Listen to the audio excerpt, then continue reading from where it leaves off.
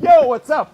I am Bill Bensley. I want to tell you about our projects in Singapore just a little bit. It's going to be about a 3-minute video. Mostly we've been doing residential projects and very artistic things in Singapore. I hope you enjoy it.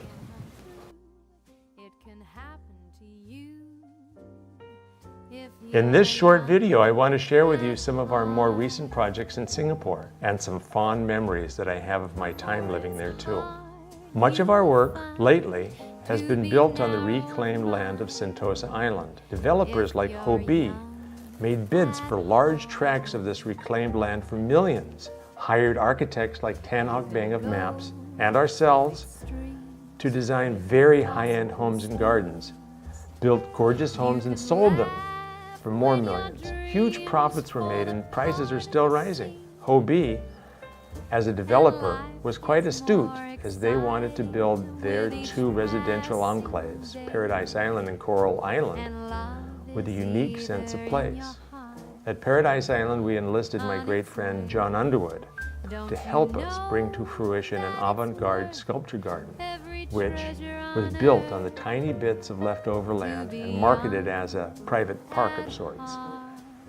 John Underwood, an uber-creative Australian specializing in the fabrication of anything metal and more, and Bensley have collaborated on dozens of projects around the world for many years. Here, John made an amazing tree of diamonds, a giant necklace cut from thick steel plates to make it look like lace, and a very cool interpretation of Rodin's Thinker. At Coral Bay, we took a page from my past and went along the super primitive road, having much of the sculptural work crafted in central Java by my charming friends Tatok and Riga. The combination of the rough primitive sandstone and the artistic quality of the bronze casting, I think, is a real showstopper. Then Ho Bee asked Hock Beng and ourselves to design their family homes near the Botanical Garden, which was an explosion of new ideas, color and texture. No expense was spared in the crafting of their art-filled gardens.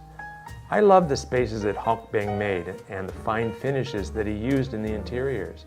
These contrasted so well with our playful gardens. Since 1990, we've been engaged by the Riyadi family of Lippo Bank fame, and we're still working with them until today.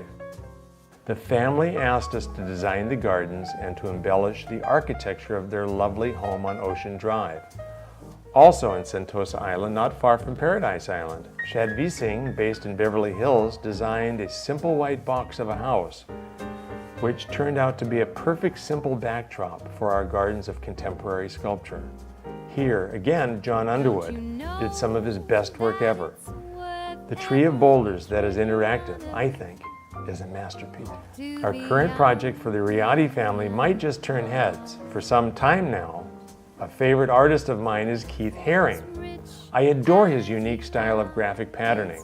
Without copying, we have been inspired by Haring to design a totally unique landscape garden for the soon-to-be-launched Twin Peaks condominium project. Compared to the condo that I did in Singapore 30 years ago, this garden proves that Singaporeans really are young at heart. And by the way, Singapore was my first home in Asia. In the mid-80s, Singapore was a fine place to live. I shared a fine black and white home on Nassim Hill for some 300 Singapore dollars a month. I water skied on the mirror-like jungle lagoons near the Malaysian border on weekends when I was not in Bali, and played sports for at least 2 hours a day with a whole host of local chums. From Singapore, I began my life in Asia.